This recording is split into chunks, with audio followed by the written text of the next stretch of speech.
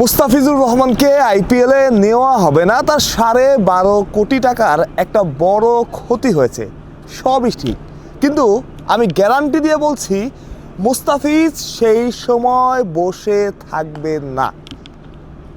কারণ পিএসএলে মুস্তাফিজুর রহমান খেলছেন এক রকম নিশ্চিত, এবং সেটাও সর্বোচ্চ ক্যাটাগরিতে।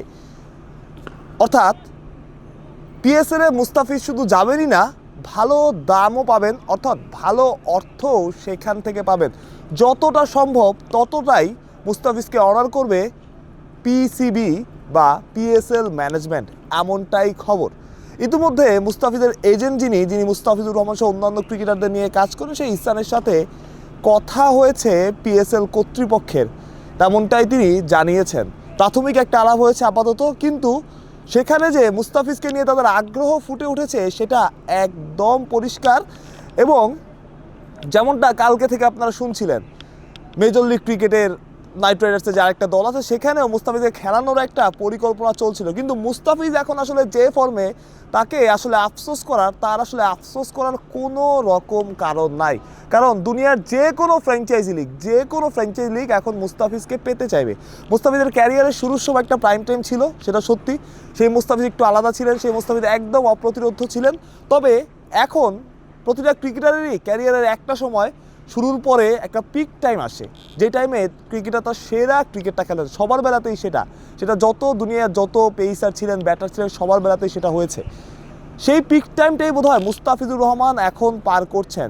সেটা আইএল টি20 হোক, আইপিএল হোক, গতবারের আইপিএলের কথা চিন্তা করেন আপনি, এবারের আইএল টি20 হোক কিংবা এবারের বিপিএল, মুস্তাফিজ কিন্তু তার সেরাটাই ডেলিভার করছে সবচাইতে কঠিন অবস্থা থেকে। এবং ফিজের সবচেয়ে বড় পাওয়া যায়, ফিজের 10-12 কোটি টাকা লস হয়েছে, ফিজ আইপিএল খেলতে পারবেন না, সব কিছু ঠিক আছে। তবে সবচাইতে বড় পাওয়া যেটা, একটা ঘটনায় পুরো দেশ ঐক্যবদ্ধ হয়ে গেছে। আমাদের মুস্তাফিজ পুরো বাংলাদেশকে এক করতে পেরেছেন, সবাই মুস্তাফিজের পাশে। মুস্তাফিজ তো আসলে কোনো দোষ নাই। মুস্তাফিজ 10-12 বছর ধরে ক্রিকেট খেলছেন, তার না আছে কোনো স্ক্যান্ডাল, না আছে কোনো বিতর্ক, না আছে তাকে নিয়ে বাড়তি কোনো কথা। মুস্তাফিজ তার মতো খেলে যান, কথা বলেন না, খুব কম কথা বলেন, খুব সীমিত কথা বলেন, না পারতে কথা বলেন না। আবার সেই মুস্তাফিজই তার সতীর্থদের কাছে খুবই চনমনে, খুবই দুষ্টুমি করেন, কিন্তু কারো সাথে বাড়তি কোনো কথা বলেন না। যেটা বলছিলাম, মুস্তাফিজের পিএসএল খেলা একরকম নিশ্চিত, এবং ভালো সম্মানই সেটা পাবেন, এবং ভালো সম্মানের সাথেই তাকে পিএসএলে পিক করা হবে, সেটা একরকম নিশ্চিত।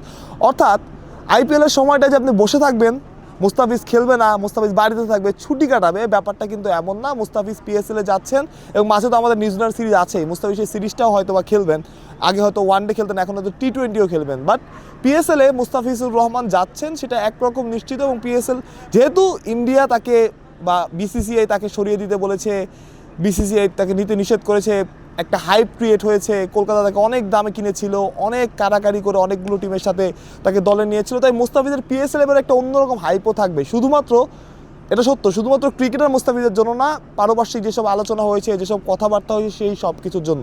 যে আপডেট আপনাদের জানিয়ে রাখতে চেয়েছিলাম, যে মুস্তাফিজের সাথে বা তার এজেন্টের সাথে ইতিমধ্যেই কথাবার্তা শুরু করে দিয়েছে পিএসএল ম্যানেজমেন্ট। যদিও পিএসএল এর এখন পর্যন্ত নতুন কিছু টিম ইনক্লুড হতে পারে, এখনও পর্যন্ত কবে ড্রাফট হবে বা ড্রাফটে কারা থাকবে সেটা নিশ্চিত না। তবে মুস্তাফিজের ব্যাপারে ইতিমধ্যেই আলোচনা শুরু হয়েছে, এবং তারা সেই দলে মুস্তাফিজকে নিতে খুব আগ্রহী, এবং সেটা সর্বোচ্চ ক্যাটাগরিতে, যে ক্যাটাগরিটা একদম হাইয়েস্ট পেড ক্রিকেটার যেটা পান, সেটাই পাবেন মুস্তাফিজুর রহমান। অর্থাৎ মুস্তাফিজ এখন পর্যন্ত মোটামুটি নিশ্চিত। মুস্তাফিজ শুধু পিএসএল খেলছেনই না, যদি খেলেনও সেটা হবে হাইয়েস্ট পেইড ক্যাটাগরি। ভারত প্রত্যয়, বিডি ক্রিক টাইম।